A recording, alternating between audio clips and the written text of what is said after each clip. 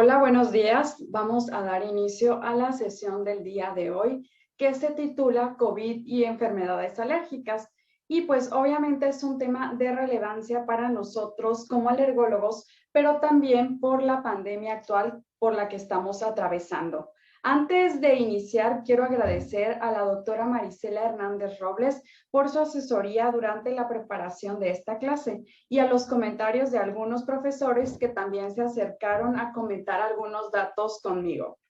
Bueno, todos hemos notado el cambio o el incremento en el número de publicaciones que existieron desde el 2019 hasta la actualidad. De hecho, en el 2019 se pasó de tener aproximadamente 3 publicaciones que hablaran solo de COVID y saltó desde esa fecha hasta la actualidad a tener más de 40,000 publicaciones que hablen sobre este tema. Y es notable que todas las asociaciones que pertenecen a alergias y bueno, también a otros ámbitos, pero ahorita nos vamos a enfocar en todo lo de alergias, pues han impulsado o han dado medidas o incluso han dado recomendaciones para que nosotros podamos dar continuidad a estos pacientes alérgicos. Sin embargo, a pesar del incremento de estas publicaciones, la información cambia constantemente y a veces es muy difícil llegar a un acuerdo. Entonces, mucha de la información que se tiene desde hace 2 meses o hace 2 meses no es la misma que tenemos en la actualidad. Este es un artículo que se publicó en la revista, en el Journal de la UAU, y esta publicación se hizo con el fin de proporcionar datos reales sobre la comunidad de alergias y obviamente apoyar a la implementación de recomendaciones específicas, y se hizo una encuesta internacional sobre la gestión de pacientes alérgicos durante la pandemia actual, o sea, cómo se manejaron en algunas partes del mundo. Y ellos pudieron o nos dan unos datos generales acerca de que la práctica en alergias realmente fue algo muy variable. El 26.9% de estas personas que fueron encuestadas, nos referimos a los médicos, siguió viendo a los pacientes con frecuencia, sin embargo, redujo el horario laboral. El otro 26.9% dejó de ver a los pacientes, pero utilizó la telemedicina, que de hecho la telemedicina se incrementó en más de un 600%. Y el 25.9% decidió hacerlo solo en casos de emergencias o específicos, por ejemplo, en la administración de inmunoterapia o en la administración de agentes biológicos. Y esto es cómo evalúan los pacientes, pues, esta telemedicina, ¿no? Y ellos la evalúan en color gris y en color naranja, que son estas tablas, y abajo tenemos los países: Norteamérica, Latinoamérica, Estados Unidos, África o incluso Asia, y vemos que la mayoría de la barra está ocupada por colores naranjas y por colores grises, que son estos dos, por lo que los pacientes evalúan esta forma de evaluar a los pacientes como aceptable o incluso buena. Y todo esto, bueno, también ellos evaluaron, fueron realmente 635 635 respuestas que se obtuvieron entre los médicos, y ellos también se les preguntó si sabían la situación actual de sus pacientes o si se habían infectado por COVID-19. Sin embargo, la mayoría de estos médicos no tenían datos sobre sus pacientes.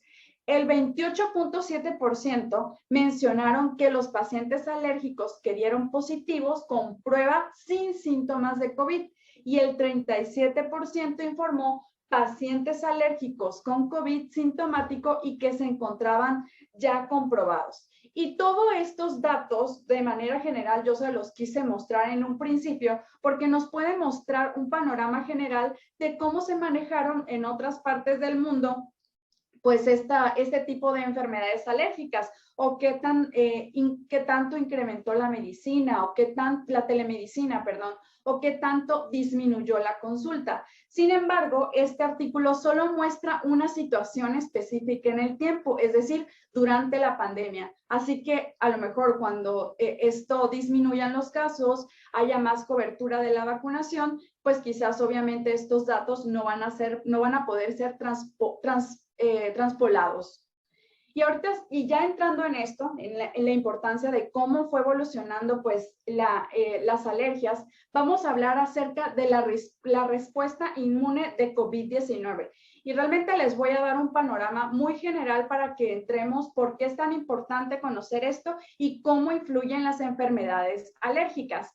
Ya sabemos que los coronavirus son virus que tienen una envoltura lipídica y tienen solo una cadena de ARN en sentido positivo.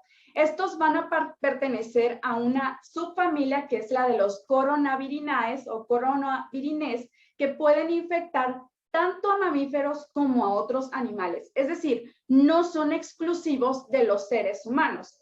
Entonces, los coronavirus se van a encontrar en muchas especies de animales y estos pueden o no causar síntomas de enfermedades en sus huéspedes.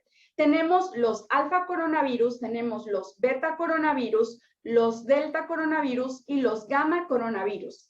Casi siempre, y como ustedes pueden apreciar en esta imagen, los delta coronavirus afectan a las aves en su mayoría y los alfa coronavirus y los beta coronavirus afectan a los mamíferos. Específicamente, estos son los que causan enfermedades en seres humanos, los alfa y los beta coronavirus. También dentro de los gamma coronavirus, pues se pueden afectar algunas especies de mamíferos como la ballena, por ejemplo, pero los mamíferos casi siempre son de estos virus. Estos dos virus que están en color rojo, que pertenecen a los alfa coronavirus, causan síntomas leves. Realmente son síntomas muy inespecíficos, como una gripe, pero estos que tenemos aquí arriba, que estos son estos tres primeros, son los que causan una enfermedad más grave y son los que han incrementado casos de mortalidad desde su aparición. Aquí en esta imagen se los muestro mejor. En esta parte tenemos que en la actualidad se conocen 7 coronavirus que van a causar enfermedades en humanos y estos pueden dividirse en aquellos de baja patogenicidad y de alta patogenicidad. Los de aquí arriba, que son estos 4, tienen baja patogenicidad, es decir, el cuadro respiratorio es muy leve. Sin embargo, estos últimos 3 son los que causan neumonía e incremento en la mortalidad de los pacientes. Estos 2 primeros son alfa coronavirus y después estos últimos 5 son beta coronavirus. Y bueno, obviamente pueden causar una enfermedad muy grave como las que conocemos actualmente, con una mortalidad bastante alta dependiendo del tipo de coronavirus. Aquí les muestro el origen, ¿no? Desde que los conocemos o los coronavirus se conocen más o menos desde los años 30, pero durante los últimos 18 años, pues surgieron estos 3 coronavirus que afectaban de manera importante a la población o a los seres humanos. Entonces, en el año 2002 surgió el SARS-CoV-2 que ocasionaba el síndrome respiratorio agudo severo. 10 años después surgió el MERS-CoV, que es el de Oriente Medio, o MERS-CoV, y por último, en diciembre del 2019 surgió el SARS-CoV-2 o COVID-19. La importancia es que de estos 2 virus que tenemos aquí, que son el MERS-CoV y el SARS-CoV, se cree, que se transmiten por murciélagos. Sin embargo, tienen un intermediario. En el caso del MERS-CoV, su intermediario es el dromedario o el Camelus dromedarius, y en el caso del SARS-CoV, el intermediario es este animal que se llama civeta de las palmeras. Ahora, en COVID-19 o en SARS-CoV-2 no está muy claro si hay un intermediario. Realmente no se ha bien descrito, o sea, no se sabe a ciencia cierta. Se cree que empezó con animales en Wuhan, China, pero no se sabe si no necesita intermediarios, es decir, únicamente por el murciélago, o necesita un intermediario. Y si fuera así, el que se ha hablado con más frecuencia en las publicaciones es el pangolín. Y bueno, ahora sí vamos a hablar de la estructura de este virus. El nombre se debe porque tiene grandes picos, estos picos que ustedes están viendo en esta imagen, que se proyectan desde la envoltura y le da al virus esta forma de corona radiante, por eso se llaman coronavirus. tienen una bicapa lipídica y como ustedes pueden ver aquí, tienen varias proteínas que son claves, ¿no? La que ustedes van a escuchar con mayor frecuencia es la proteína S o la proteína Spike, que va a ser clave para que el virus pueda entrar a la célula. Pero tenemos otras proteínas. La proteína Spike es esta que es la que le da este tipo de estructuras o de coronas que se alzan desde la superficie, pero también tenemos otras proteínas. De hecho, el material genético del virus codifica para 29 proteínas. Estas se clasifican en estructurales, no estructurales y accesorias. Y de las estructurales que van a ser como clave para nosotros son las proteínas S, la proteína E, la proteína M y la proteína N, ¿ok? Y de aquí pues tenemos estas que no son estructurales y las proteínas accesorias. Pero para esta clase específicamente nos vamos a enfocar en las estructurales.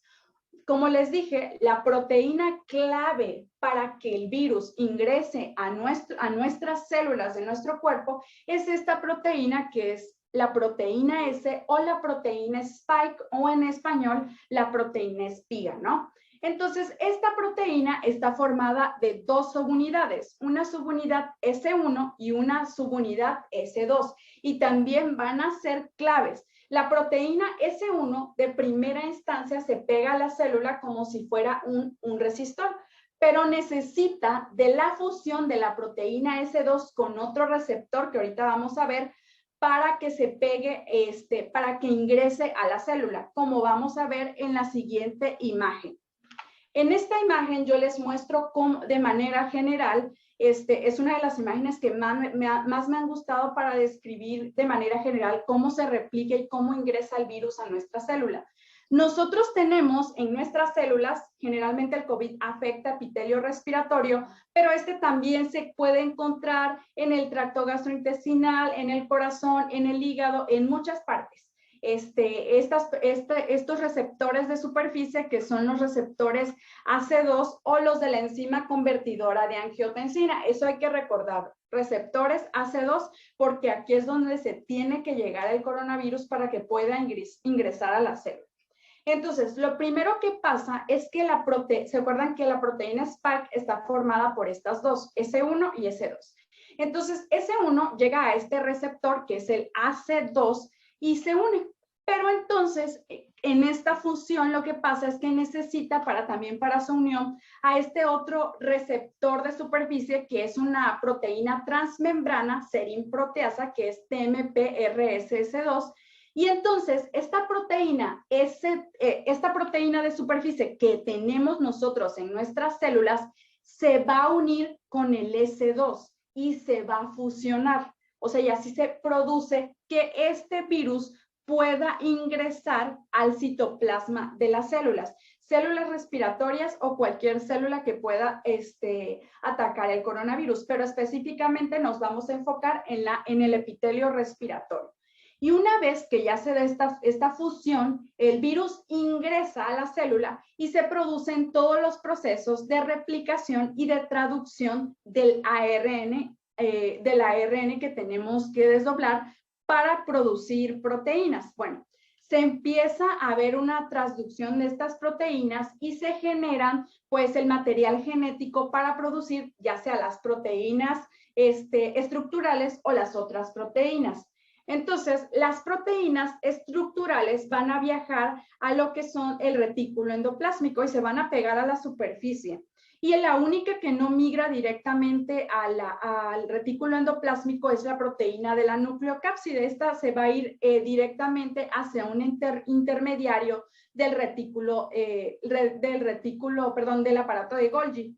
Entonces, el retículo endoplásmico posteriormente viaja a este intermediario donde ya se une con las proteínas de la nucleocápside y van todas las proteínas que ahorita están desambladas y ya ahora sí llegan al aparato de Golgi, en donde es el encargado de transformar o de ir formando todos estos nuevos virus. Una vez que ya en el aparato de Golgi se forman estos nuevos virus, se llevan a la superficie mediante exocitosis y es así como se empieza a replicar de nuevo el virus y así empieza a atacar nuevas células y se forma este ciclo este ciclo de virus y ataque a la célula. Y todo esto que se produce puede tener dos caminos. Uno, que el organismo al que infecte pues tenga una respuesta normal, pero otro es que tenga una respuesta anormal. ¿Y de qué depende esto? Obviamente va a ser de una tolerancia inmunológica o de que el sistema inmunológico se encuentre en perfectas condiciones.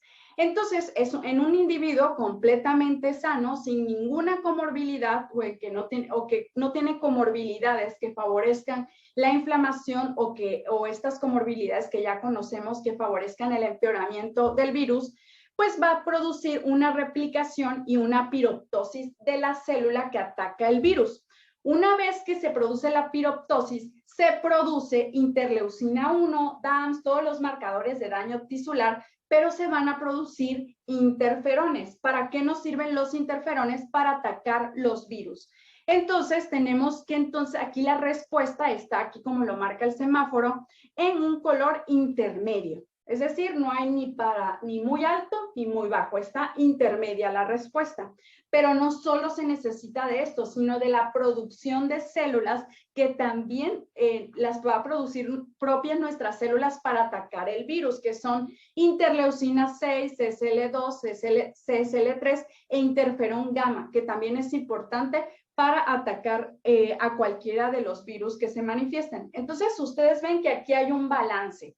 ¿Qué nos va a traer como consecuencia este balance? Pues que haya una buena respuesta, contra el virus. Sí va a haber inflamación, pero la inflamación va a ser muy poca. ¿Por qué? Porque va a haber células T citotóxicas que van a actuar de manera adecuada, porque las células que producen la regulación inmunológica también van a actuar de manera adecuada. ¿Y qué va a traer esto como consecuencia? La neutralización del virus, obviamente que lo ataquen las células de una forma adecuada, que se produzcan estos procesos de opsonización, de fagocitosis, la función adecuada de las células T y una respuesta regulatoria. ¿Qué va a traer como consecuencia esto? Pues que haya una respuesta adecuada y que se genere una memoria inmunológica.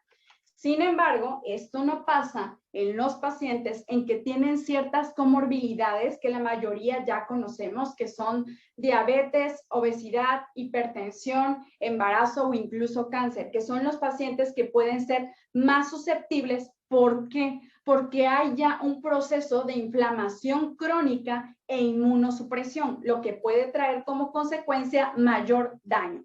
Entonces, en estos casos en específicos, la respuesta puede ser muy grave. ¿Qué pasa aquí? Lo mismo que ya vimos, el virus entra a la célula, pero aquí hay una respuesta disminuida de ciertos interferones y los interferones son clave para atacar los virus. También aquí hay una disminución de los linfocitos NK y una disminución de los linfocitos T cooperadores. Por lo tanto, la respuesta que vamos a tener a los virus es menor. ¿Y qué otra cosa pasa? Se produce interleucina 6, TNF-alfa, factores inflamatorios y no se produce interferón gamma, que es clave también para atacar el virus. ¿Qué ocasiona aquí? Una disfunción inmunológica. Y esto va a traer como consecuencia, que se acuerdan que se produce una piroptosis, es decir, la célula cae como en muerte celular, pero no es muerte celular, y ocasiona todas estas células. Y este daño ocasiona daño endotelial y también, en el caso de los pulmones, daño al nivel del alveolo. Y hay una inflamación tan importante que no se puede controlar. Si esta respuesta nuestro organismo no la puede controlar en fases un poco más avanzadas, se produce lo que es la tormenta de citocinas, que no me voy a adentrar mucho a esto, pero puede producirse un estado de hipercoagulabilidad. ¿Cuáles son los dos caminos aquí? El primero es que pueda haber una recuperación del paciente y el segundo es que por la respuesta inmunológica tan importante la respuesta inflamatoria tan importante ocurra la muerte del paciente. También dentro de las alteraciones que podemos tener a nivel inmunológico que pueden estar alteradas, se produce la linfopenia. También hay una respuesta de las células T. la disfunción de los linfocitos. Hay anormalidades en las líneas de los granulocitos y los monocitos. Tenemos neutrofilia, tenemos monocitopenia, eosinopenia y vasopenia. Y como último escalón, el incremento de producción de citocinas, ya sean en respuestas iniciales o en fases tardías que nos puedan ayudar a favorecer la tormenta de citocinas. Y obviamente el incremento de anticuerpos, ¿no? Porque vamos a combatir una respuesta y pues se llevan a cabo los mecanismos de forma más lenta o más rápida dependiendo el individuo. Y una vez que ya conocemos esto de cómo se produce la respuesta en los virus, quiero hablarles acerca de qué es una definición de variante, porque mucho se ha hablado acerca de qué es mutación, qué es una variante, y creo que es clave que se queden estos conceptos. Una mutación es un cambio que se da en el ADN o en el genoma del virus. Las mutaciones realmente ocurren todo el tiempo. Un virus puede mutar muchísimas veces. Sin embargo, ¿cuál es la importancia de esto? Que esto no modifica las características del virus. Ahora, la variante es un genoma viral que ya se encuentra modificado, pero aquí puede incluir varias modificaciones y generalmente las características del virus sí se modifican. Las variantes sí hay una modificación genética. Y el linaje, pues, es como la familia o el ancestro común al que pertenecen ciertos virus. Por ejemplo, el SARS-CoV-2 tiene muchos linajes y todos estos van a causar COVID-19. ¿Y cómo fueron nombrados? Porque también es algo que tenemos, creo es importante. Se nombran según el alfabeto griego. Y ustedes pueden ver aquí cómo se forman alfa, beta, gamma, delta, epsilon y todas estas que tenemos aquí. Sin embargo, en Mu y Xi no tenemos nombres. O sea, literal como van apareciendo, se les va asignando un nombre. La última que tenemos hasta ahorita es Omicron. Han salido ahorita otras, pero no se les han asignado estas letras. Pero no se les puso ni Mu ni Xi, porque New se podía confundir con New en inglés y Xi es un apellido o un nombre que se utiliza en China. Y entonces ellos decidieron que probablemente sería mucha confusión y por eso decidieron saltarse estas dos letras y pasar a Omicron, ¿no? Que es la variante de interés más actual. La CDC las cataloga y la OMS, en variantes de preocupación, variantes de interés y de bajo monitoreo, así como previamente monitorizadas, pero que no han causado daño. Y como ustedes pueden ver en esta imagen, las variantes que ahorita están como de mayor preocupación por quizás el incremento de las infecciones o incluso un incremento en la mortalidad, son alfa, beta, gamma, delta y también Omicron. De ahí todas pues nada más están interés o bajo monitoreo. Y en esta imagen lo que les quiero mostrar es cómo se ven los tipos de variantes de coronavirus y vemos que la última es Omicron. Los cambios más importantes, los que se dan, básicamente ocurren en la proteína Spike, que es la que se necesita unir a los receptores AC2.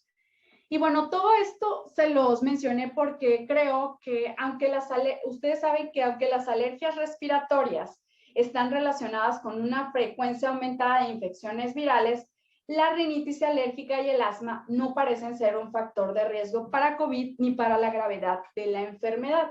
Sin embargo, en un último artículo que les voy a mostrar, que recientemente encontré, que es un solo artículo, nos habla de que en casos con niños con asma, esto puede variar según ciertas circunstancias clínicas, pero en general, pues las recomendaciones de ciertas asociaciones de alergia dicen que no hay un mayor riesgo de la enfermedad, pero recordemos que esta información se modifica constantemente. Sabemos que el virus de SARS-CoV-2 afecta al tracto respiratorio y a otras partes de nuestro organismo, pero realmente no se ha visto que otras comorbilidades respiratorias puedan agravar la infección o ocasionar un cuadro clínico más grave. Entonces, en un principio, sí se sugirió que la atopia respiratoria, bueno, más bien se ha sugerido que la atopia respiratoria es un papel protector contra enfermedad pulmonar grave en pacientes con neumonía viral. Y esto, sobre todo, porque se cree que hay una disminución de los receptores, que son los receptores AC2, donde se une el virus. Entonces, se supone que si hay una disminución de estos receptores, el virus no tendría cómo unirse y pues por lo tanto no produciría cuadros más graves o enfermedades mortales. Pero ahorita vamos a hablar de todo esto porque quiero que veamos un poquito de evolución sobre cómo fue evolucionando un poco esto y de los estudios más importantes que han salido.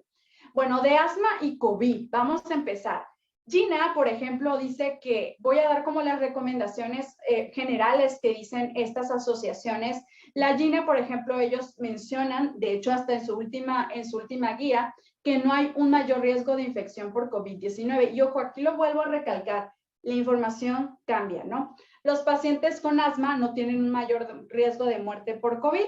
Continuar con el tratamiento prescrito para el asma, ya sea corticosteroides inhalados o corticosteroides orales. Ellos sugieren evitar nebulizaciones y espirometrías en pacientes con sospecha o confirmación de COVID, que esto también hay que individualizarlo. Y ahorita les voy a decir por qué. Hay que recordar sobre la vacunación contra la influenza estacional y también Gina siempre recomienda 100% la vacunación contra COVID-19 en pacientes con asma. La Sociedad Británica Torácica, ellos dicen que también el asma no se ha asociado con un mayor riesgo de hospitalización y que otra cosa que ellos hacen como importante, que el virus del SARS-CoV-2 no se asocia o rara vez se asocia a broncoespasmo y que difícilmente va a ocasionar una exacerbación de asma pese a que es un virus respiratorio, ¿no? También ellos sugieren continuar con el tratamiento y no hay ningún cambio en el tratamiento en exacerbaciones o en el control del asma. Es decir, los pacientes tienen que continuar con su tratamiento. Y la última de GEMA, que fue la GEMA 5.1, ellos dicen que la evidencia actual, hasta este momento, ¿verdad?, no se asociaba una mayor probabilidad para desarrollar, cursar con mayor gravedad o fallecer por COVID-19. Sin embargo, aquí sí ellos hacen un hincapié. En el asma grave hay un dato como que no está claro, porque algunas series dicen, si tienes asma grave y estás utilizando esteroides o tienes un asma no controlada, sí puede ser un mayor riesgo de morbimortalidad. Sin embargo, no hay todavía datos sólidos sobre esto. Se recomienda también ellos no efectuar pruebas de función pulmonar y de esputo inducido, pero ojo, ellos hacen esta otra recomendación, no hacerla durante los periodos álgidos de la pandemia. Entonces, fuera de ellos, sí se pueden realizar, obviamente, siguiendo determinadas normas de bioseguridad. Ellos sí hacen hincapié en que la vacunación, que las medidas de protección, pues sí ayudan sobre todo a pacientes, pues a continuar con su tratamiento. Sí sería bueno hacer pruebas de función pulmonar y de esputo inducido, pero ahorita también les voy a mencionar algo de eso. Ahora, los pacientes con asma también se encuentran con fármacos biológicos, no cursan con una mayor gravedad de la infección por SARS-CoV-2. Y de nuevo, otra recomendación que se repite, hay que vacunarlos porque son pacientes que pueden estar con riesgo. Esto fue uno de los artículos que se publicó en el año pasado y ellos mencionan que por qué el SARS-CoV-2 pues parecía más leve en los niños, parecía. Y ellos decían, lo que les comentaba era por la menor expresión de estos receptores de AC2, que los niños presentan una inmunidad. ¿Por qué? Porque ya han estado expuestos a coronavirus comunes y que entonces ellos ya crearon como un tipo de respuesta que los ayuda a combatir el SARS-CoV-2. Además, también al tener una mayor colonización de la mucosa por virus y bacterias, esto resulta en unas interacciones y competencia inmunológica. Vamos a ir evolucionando.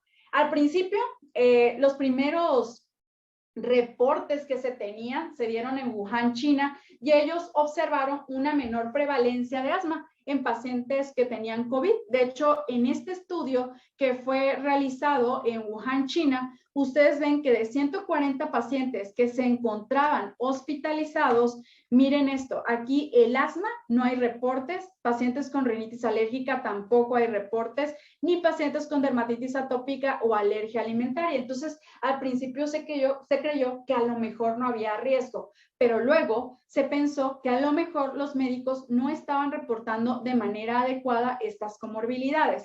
Otro de los artículos que decía no hay ningún paciente fue este que se publicó en el New England, en donde de 1,099 pacientes con COVID-19 que fueron admitidos, no se encontraron tampoco asmáticos entre los sujetos de estudios, ¿no? Y de datos coreanos, en ninguno de los 22 pacientes que murieron sufría asma o otras enfermedades alérgicas. So, aparentemente ahí todo iba muy bien. Y sale esta revisión sistemática, que es una revisión que va de recoger todos los artículos que tengan que ver con asma y COVID, desde su aparición en el 2019 hasta el 30 de junio del 2020. Entonces, en esto ellos incluyeron 372 artículos y ellos describen que de las enfermedades subyacentes, 161,000 pacientes fueron diagnosticados con COVID y el asma solo se informó en 1.6% de los pacientes, o sea, bien bajito.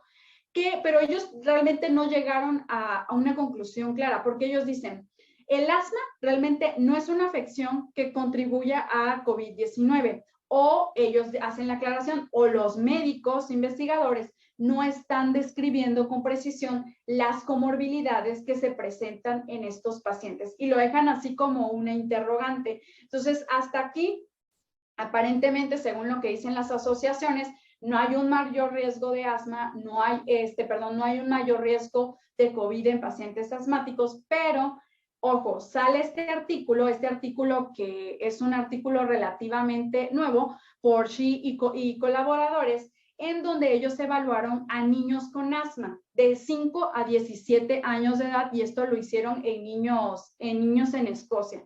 Y entonces estos niños con ingreso hospitalario, bueno, lo que ellos pudieron observar es que niños que habían tenido un ingreso anterior por asma previo o que habían necesitado uno o más ciclos de esteroides orales tienen un riesgo mayor de ingreso hospitalario y en ellos debe de considerarse la prioridad de la vacuna. En esta tabla se los resumo muy bien, bueno, los resumen muy bien estos autores, que son el 1.54% de los pacientes con asma fueron admitidos versus el 0.95% de los pacientes que no tenían asma. Además, observen aquí cómo cuando no hay una hospitalización, solo se ingresa 1.36% de los pacientes aquí con asma. Y posteriormente, si ya tuvieron una hospitalización previa, la frecuencia incrementa hasta 9.18%. Ahora, ¿qué pasa cuando ya se les prescribió esteroides? Vemos que hay un incremento. Si tuvo un curso reciente de corticosteroides orales en el último año o tuvo un curso, la frecuencia es de 1.55%, después tenemos 3.75 si tuvo más de 2 cursos y por último, si tuvo más de 3 cursos, esto incrementa también en frecuencia con 4.53. Realmente es un artículo que tenemos que considerar. Faltan más, pero yo creo que es uno de los que surgieron ahorita y de los que nos da una señal de alarma con este tipo de pacientes que tienen ingresos recientes o que recibieron esteroides orales hace poco, ¿no? Ahora, ¿qué es lo que creo que sí debería quedar con este artículo? Que los niños asmáticos deben ser prioritarios en las campañas de vacunación. De todas las formas, la hospitalización por COVID es una causa excepcional y como vimos, pues también en pacientes asmáticos. Sin embargo, si vemos que hay un incremento de la frecuencia, ¿no? Entonces sí debemos dar prioridad a estos pacientes. Y otra cosa que incluyen estos autores es que los decesos son tan raros y hasta la fecha ahí no se puede hacer una conclusión estadística al respecto, por lo que nuestra prioridad con estos pacientes debe de ser la vacunación. Ahora, ¿qué pasa con el tratamiento de nuestros pacientes? La OMS recomienda que, por ejemplo, en casos de pacientes a nivel general que necesiten esteroides sistémicos, pues aquí no es recomendable iniciar de manera temprana los esteroides, al menos que estén indicados completamente. O sea, ya hay ciertas indicaciones de cuándo iniciarlos, ¿no? Pero en la práctica común, o sea, ante las infecciones de COVID-19, lo ideal es que no se utilicen esteroides porque pueden incluso empeorar la respuesta inflamatoria, todo lo que ya vimos. ¿Qué pasa con los pacientes asmáticos? Ellos sí, independientemente de su estado, tienen que continuar con sus esteroides inhalados y si se requiere, tienen que utilizar esteroides orales, si se requieren. Ahora, siempre se prefiere inhaladores a dosis medidas versus los nebulizadores para evitar el riesgo de propagación del virus a través del dispositivo. Ahora, esto era lo que ya les comentaba, que COVID-19 no parece ser un virus desencadenante de crisis de asma. No hay evidencia de que los medicamentos aumenten el riesgo de exacerbación de enfermedad por COVID-19 y no hay que suspender ningún tipo de tratamiento. Ojo, nada más aquí nos estamos refiriendo a los esteroides inhalados y a los esteroides orales. Y esto es lo que yo les quería comentar. Vemos que lo que les mencioné de la GINA, de la GEMA, de la Sociedad Británica, vemos cómo ellos dicen, bueno, sí podemos hacer Espiro, pero no podemos hacer. Yo creo que aquí hay que considerar muchas cosas, ¿no? Cómo es la transmisión por el virus. Recordemos que es por microgotas y por aire, ¿no? Que generalmente la transmisión por aire ya ha dejado de cobrar tanta importancia porque ya se ventilan un poco más los espacios, pero por microgotas, al toser, sí es como la vía de transmisión más importante. Entonces, en ausencia de tos, la espirometría sí no plantea un riesgo significativo de transmisión viral. Entonces, podría ser muy beneficioso para continuar el diagnóstico y el seguimiento de nuestros pacientes con asma, aunque la prioridad pues sigue siendo la vacunación. Obviamente, yo creo que, como dice Gema, hay que, en periodos álgidos de la pandemia, hay que evitar hacer este tipo de procedimientos y posteriormente, cuando desciendan o cuando disminuyan los casos, podemos continuar con estos procedimientos con las medidas de seguridad y obviamente, pues, la vacunación y todo lo que nosotros ya conocemos, con la finalidad de cumplir con las necesidades de nuestros pacientes y brindar una atención óptima. Y bueno, algo que ha surgido mucho es como las dudas de la vacuna, de la inmunoterapia en este caso con COVID-19. Si se la pongo, no se la pongo, cuánto tiempo tengo que pasar. Y si realmente la respuesta inmunológica de la inmunoterapia puede ayudar a que a nuestros pacientes les vaya mejor. Como ya sabemos, durante la inmunoterapia hay una respuesta viral que se encuentra aumentada. ¿Por qué? Porque hay una disminución de las citocinas T2, hay una disminución de la activación de las células efectoras y hay una disminución de la respuesta inflamatoria. Además de que pasa el fenotipo de ser un fenotipo TH2 a ser un fenotipo TH1 y por lo tanto se produce más interferón gamma. Y recordemos que es clave para combatir los procesos inflamatorios. ¿Qué es lo que pasa con el efecto de la inmunoterapia? Pues se restablece la producción de ciertos interferones cruciales durante las fases iniciales de la inmunidad innata. Esto es, por ejemplo, el interferón alfa, y esto mejora las respuestas a las infecciones. La inmunoterapia también aumenta los niveles de interleucina 35, interleucina 10 y células T reguladoras. Si nos hablan de interleucina 10 y T reguladoras, ya sabemos que hay un incremento de la inmunorregulación, es decir, autoinflamatorio. Y la exposición a altas dosis de un alérgeno restaura esta función reguladora de las células dendríticas y se aumenta de nuevo la producción de interleucinas que son benéficas para nosotros, que son interleucina 12, interleucina 27 e interleucina 10. Ahora, mucho se podría especular, ¿no? La verdad es que sí, se podría especular que la restauración entonces de estas células que están involucradas tanto en la inmunidad innata como la adaptativa, pues puede tener un efecto positivo, ¿no? Sobre todo para controlar el COVID-19, o sea, que les podría ir mejor. Este fue un artículo de la doctora Larenas y ellos hablan acerca de por qué ellos creen que esto puede ser como un factor protector. Entonces, aquí en esta parte hay un aumento en la inmunoterapia de interferones betas e interferón gamma que podría mejorar la defensa antiviral. Y la inmunoterapia también, pues va por propiamente la inmunoterapia, produce también secundariamente interferones de tipo 1 y de tipo 3. Y esto es que nos va a ayudar a combatir el virus. Es lo más clave. Ahora, ¿cuáles son los cambios y cuáles son los cambios en COVID que pueden ser favorables o no tan favorables?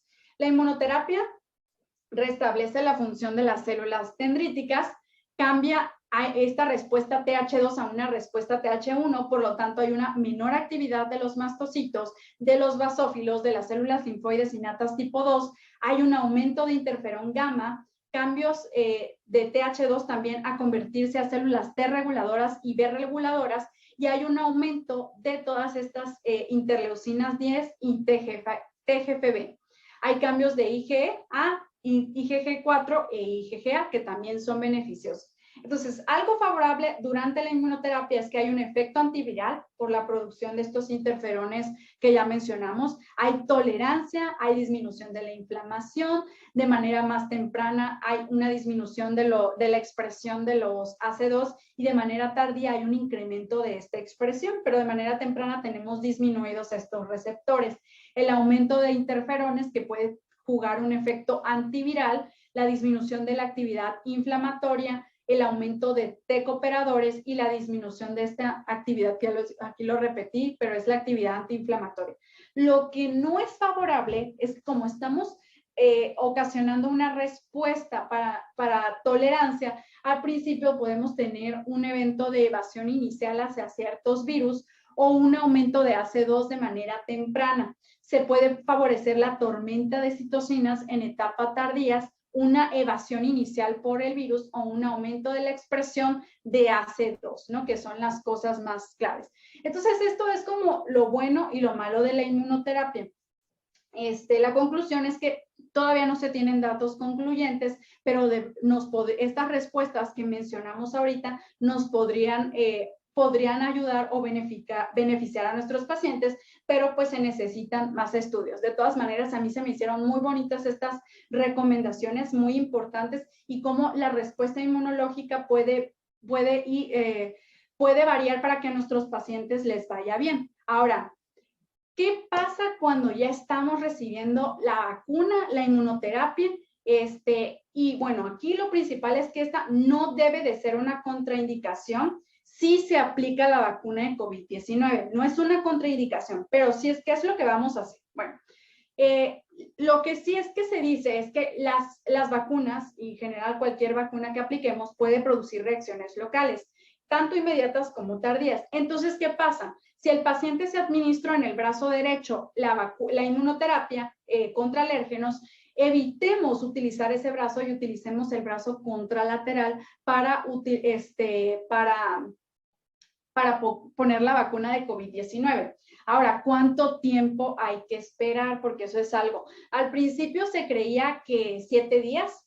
De hecho, también hay como artículos, más bien recomendaciones, más bien, que dicen que en caso de inmunoterapia sublingual nos esperemos de 2 a 5 días, o en caso de inmunoterapia subcutánea 7 días, y hasta el momento era lo que teníamos. Sin embargo, en una de las preguntas que respondes es que si se debe retrasar la inmunoterapia en caso de que, porque se está recibiendo de las vacunas de ARN mensajero o porque se quiere aplicar la vacuna de COVID-19. Y aquí no. En realidad ellos dicen, no hay ninguna contraindicación, sin embargo, no debería de administrarlas al mismo tiempo. Lo ideal es aplicarla en el brazo contralateral y en 48 horas de diferencia para evitar confusiones en caso de que ocurriera una reacción. ¿Y qué pasa en los casos confirmados con COVID-19 y que tenemos a nuestros pacientes con inmunoterapia?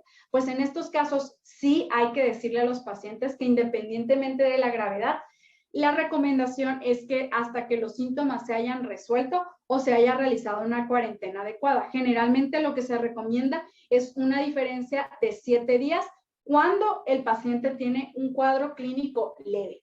Ahora, también, pues nosotros lo pudimos notar que hubo una disminución de la inmunoterapia. En este artículo que les puse aquí, ellos mencionan que la inmunoterapia contra alérgenos disminuyó en un 46.1% y también las terapias inmunosupresoras en un 23.1%. Y esto sobre todo por el miedo de los pacientes a ir a consulta y pues a tener sus consultas. De hecho, se observó que los pacientes con inmunoterapia subcutánea para alergia a los ácaros que se retrasaron por más de 2 meses tenían más puntuaciones o sea, peor calidad de vida, tenían puntuaciones totales de síntomas más altas, o sea, les fue peor. ¿Qué debemos hacer como médicos alergólogos? Siempre debemos alentar a los pacientes a que se adhieran al tratamiento durante la pandemia, pues para asegurar un resultado exitoso de la inmunoterapia, ya sea que vengan al hospital con medidas de protección o que la continúen en casa. Entonces, en caso de que haya durante la pandemia es necesario siempre una estrategia de aislamiento y las visitas frecuentes sí pueden aumentar el riesgo de exposición. Pero si tenemos un paciente que está presentando o está presentando crisis, se encuentra descontrolado, lo ideal es que se vea en la consulta con medidas adecuadas. Ahora vamos a hablar un poquito de rinitis alérgica y COVID, y en este artículo que tenemos aquí, en esta revisión se evaluaron si los pacientes con rinitis alérgica tenían un mayor riesgo de infección por coronavirus y si realmente los síntomas de rinitis alérgica pueden influir en un empeoramiento de los síntomas, ¿no?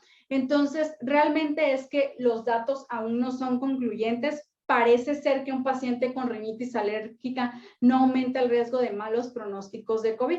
Ahora, otra cosa que tenemos que considerar es que aunque sean más susceptibles a infecciones virales, no significa que son más susceptibles a COVID-19. Si es verdad que estos pacientes tienen un efecto inhibidor sobre la inducción de interferón 1, hay una defensa antiviral retardada e ineficaz, hay una expresión reducida de TLRs y ciertas respuestas como la formación o la expresión de TLRs y las respuestas antivirales pueden estar disminuidas, pero no hay datos concluyentes sobre que estos pacientes pues tengan un mayor riesgo de COVID-19. Ahora, también es importante y puede ser muy fácil diferenciarlas, ¿no? De hecho, este artículo menciona que no es difícil de reconocer y discriminar. Por ejemplo, en pacientes con rinitis alérgica versus pacientes con síntomas de COVID, vemos que los síntomas que más predominan en COVID son fiebre, malestar general, anosmia, tos seca, faringodinia o incluso las mialgias, versus los pacientes con rinitis alérgica, en donde sobre todo hay más síntomas de conjuntivitis o incluso de estornudar o incluso de prurito. Este es un estudio por Bruno y colaboradores en donde evaluaron 40 pacientes que padecían rinitis alérgica con un grupo de 43 sujetos afectados y ellos observaron que la enfermedad de COVID-19 evaluaron a los pacientes con COVID-19 leve a moderada y utilizando la prueba de SNOT-22.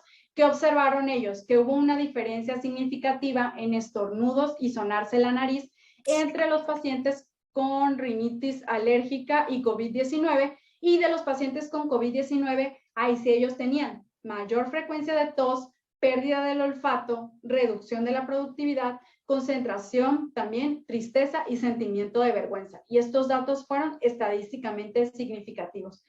Este otro estudio también se me hizo muy bonito. Es un estudio multicéntrico realizado en 301 enfermeras y a estas enfermeras que ya tenían una rinitis alérgica, ellos les pusieron mascarillas. Unos utilizaron las mascarillas quirúrgicas y las otras N95. Y lo que pudieron observar estos autores es que independientemente del tipo de mascarilla que presentaban, había una mejoría importante de los síntomas por la barrera que se estaba utilizando, y lo único que no mejoraron son los síntomas oculares, ¿no? Pero hay una mejoría también de la rinitis o de la disminución de la gravedad por el uso de mascarillas.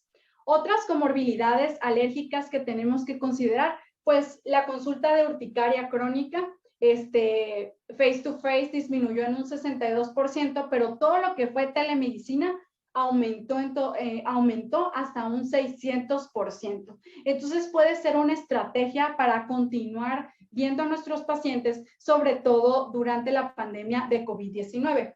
Esto es sobre los productos biológicos, qué debemos hacer cuando tenemos terapia biológica. Y aquí es que el resumen es que los pacientes deben mantenerse, en los casos que no se encuentran infectados, debe continuarse la terapia con biológicos. Sin embargo, en caso de una infección por SARS-CoV-2, aquí sí va a ser importante que nosotros continuemos, suspendamos la terapia biológica hasta que haya una resolución clínica. Este es otro estudio del impacto de COVID-19 en pacientes con asma. Y bueno, aquí la conclusión es que en estos pacientes se compararon pacientes que no tenían asma versus pacientes que tenían asma. Entonces, ellos vieron que los pacientes con asma que se hospitalizaron tenían un mayor riesgo de hospitalización. ¿Por qué? Porque tenían mayor edad, porque tenían un mayor número de comorbilidades, mayor consumo de tabaco y nada más. Pero los corticosteroides y los productos biológicos, también hace esta aclaración, este artículo, tienen que seguir utilizándose en este tipo de pacientes.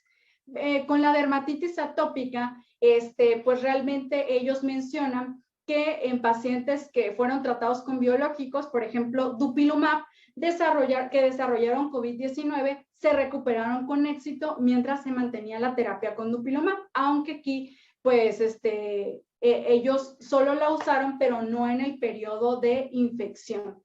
Y en sujetos que tienen urticaria o, por ejemplo, en pacientes con alergia a algunos medicamentos, estos pacientes se sugiere que visiten los centros de salud, porque puede ser beneficioso para los pacientes que experimentan un deterioro significativo en la calidad de vida. Y la desensibilización de fármacos también se debe administrar, obviamente en un ámbito hospitalario, siguiendo todas las medidas de seguridad sin ningún problema.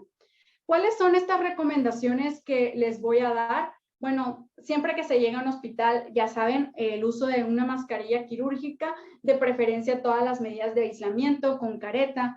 Se ha dicho mucho acerca de la temperatura. Sin embargo, muchas veces esto ya no se considera tan útil, porque muchos pacientes pueden tener fiebre, tomarse antes un medicamento y llegar a la consulta, o manifestar síntomas sin tener fiebre. Esto es lo que teníamos antes del 2019, en donde nosotros realmente no estábamos, pues no usábamos tanto la mascarilla, todas las medidas de barrera, y actualmente desde el 2020 utilizamos estas medidas de barrera que son pues importantes. Algunas ya no son igual, o sea, este artículo, imagínense, es del 2021 y algunas de estas medidas ya no se han reconocido como poco prácticas, como vamos a ver ahorita.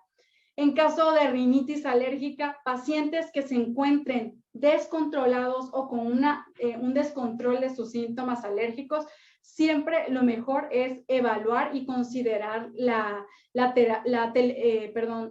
consulta presencial. También en casos de asma, si tenemos pacientes que tienen que tienen infección, más bien que están descontrolados, siempre hay que darle prioridad a la evaluación presencial para ver los síntomas del paciente. La CDC recomienda la vacunación a partir de los 5 a los 17 años. Esta recomendación es como están en Estados Unidos, pues, pues ellos lo dicen de 5 a 17 años, pero ya sabemos que va a depender de cada uno de los países. Y las vacunas que se han utilizado con mayor frecuencia en Estados Unidos son las de ARN, como Pfizer, Moderna, o la de dosis única, que es la de Johnson & Johnson. Si es alérgico, las dos únicas contraindicaciones para no aplicar la vacuna es cuando se tuvo una reacción alérgica grave, durante la primera aplicación o si se tiene algún antecedente de alguna reacción anafiláctica a algún ingrediente de la vacuna, ¿no? Que son las contraindicaciones más importantes. Sin embargo, este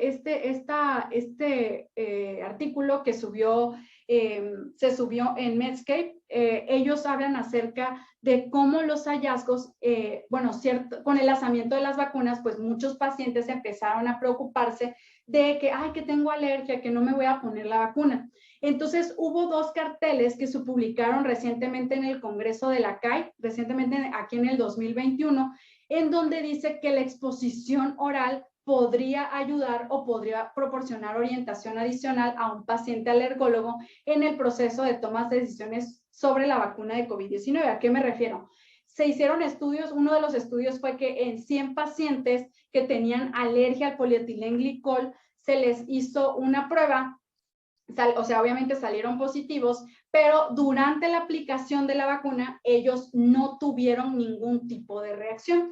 En otro estudio, lo que se les hizo es que los pacientes que tenían este antecedente de anafilaxia, se les hizo un reto oral, no presentaron, se les puso la vacuna y se les hizo un reto oral. El reto oral no tuvo ningún contraindicación, se les puso la vacuna y entonces, pues es seguro si se hace un reto oral poder poner la vacuna. Obviamente si el reto oral pues sale negativo, ¿verdad? Aunque tengan el antecedente de alergia, pero pues son solamente reportes, no son estudios contundentes, pero sí por eso la exposición puede orientarnos, la exposición oral puede orientarnos para saber si aplicamos o no las vacunas a nuestros pacientes, sobre todo estas vacunas que tengan polietilenglicol. Y bueno, las recomendaciones siguen siendo las mismas, vacunarse, ¿no? La principal, ¿no? Mantener la sana distancia, mantenerse o tener acceso a lugares ventilados. Y sí se pueden tratar de hacer actividades, sobre todo al aire libre.